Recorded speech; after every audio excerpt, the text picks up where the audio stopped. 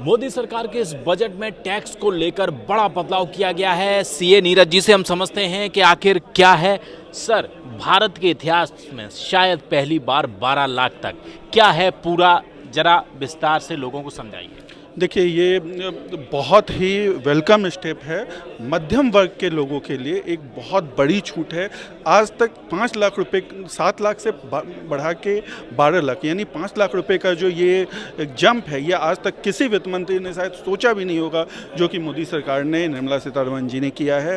अब 12 लाख जो new tax regime को जिन्होंने भी ऑप्ट किया हुआ है, उनकी 12 लाख रुपए तक के इनकम पे कोई टैक्स नहीं लगेगा। अगर हम इसको टैक्स के इम्पैक्ट के रूप में देखें तो जिनका 12 लाख रुपए तक के लोगों को अभी तक 80,000 रुपये तक का टैक्स लग रहा था, यानी 80,000 रुपये तक का टैक्स की छूट हो सकती है। यानी कि और इससे क्या होगा कि लोगों के पास खर्च करने के लिए ज़्यादा पैसे रहेंगे।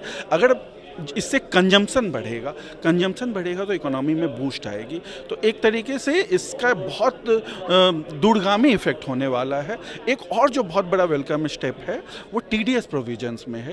पहले अगर आप मान लीजिए कि आप एक रिटायर्ड पर्सन हैं, आपने एक घर रेंट पे दिया हुआ है, 2,40,000 रुपये तक के इनकम पे टीडीएस डिडक्शन होता था। अब उसे बढ़ा के 6 लाख कर दिया गया है। यानी 6 लाख रुपये तक अगर आपको रेंट मिल रहा है तो उस पर कोई टीडीएस नहीं डिडक्ट होगा। ये भी एक डबल से भी ज़्यादा यहाँ पे बढ़ा दिया गया है। जो आपका इंटरेस्ट पे टीडीएस था, उसे बढ़ा के 1 लाख रुपए तक कर दिया गया है।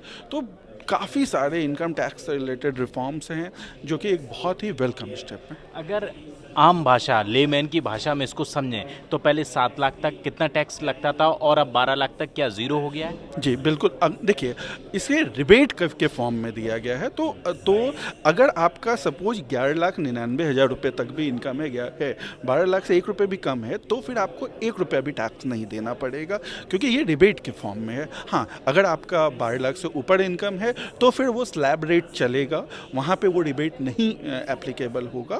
हाँ, बट 12 लाख से नीचे अगर आपका इनकम है तो आपको 1 रुपया भी टैक्स देने की ज़रूरत नहीं है। कब से लागू होगा सर ये तो ये जो भी बजट है वो अगले साल के लिए होता है, तो अगले फाइनेंशियल ईयर के लिए ये तो पुराना रिजीम जो है वो खत्म हो जाएगा? नहीं, ये अनाउंसमेंट ओल्ड रिजिम तो चल ही रहा है, न्यू रिजिम वालों के लिए है ये अनाउंसमेंट।